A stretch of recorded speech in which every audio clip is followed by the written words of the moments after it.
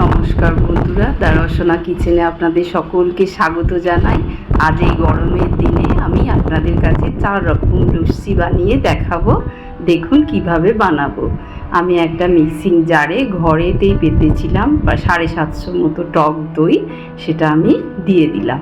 তার মধ্যে দেব হাফ চামচ চাট মশলা আর হাফ চামচ বিট নুন আর হাফ কাপ চিনি দিয়ে ভালো করে মিক্সিতেই ব্লেন্ড করে নেব।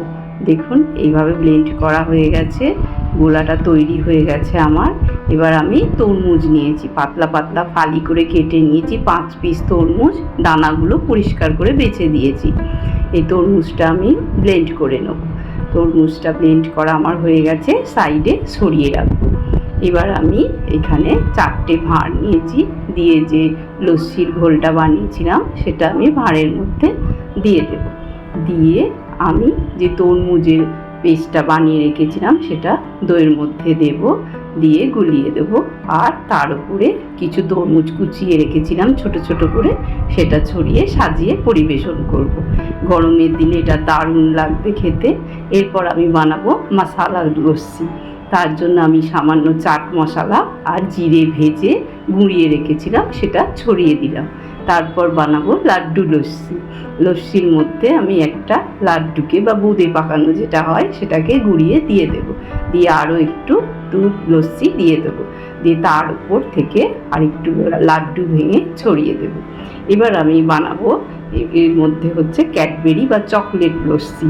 তার জন্য আমি একটা ডেয়ারি মিল্ক চকলেটের একটু অংশ নিয়ে গ্রেট করে লস্যির ওপর দিয়ে দেব। দিয়ে দেখুন এইভাবে গ্রেট করে লস্যির মধ্যে দিয়ে দেবেন।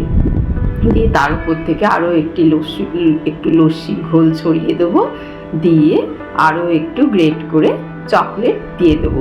এই লস্যিগুলো দারুণ টেস্টি, আর গরমের দিনে এই ঠান্ডা ঠান্ডা লস্যিগুলো খেতে অসাধারণ লাগবে। দইটা আমি ঘরে পেতেছিলাম, আর দইয়ের ওপরে যে সর হয় সেই সরটা আমি আগে তুলে ফ্রিজে রেখে দিয়েছিলাম। সেই সরটা আমি ওই মশালা লস্যির ওপর আস্তে আস্তে দিয়ে দেব। দেখুন কত সুন্দর দেখতে হয়েছে লস্যিগুলো, আর খেতেও খুব সুন্দর হবে।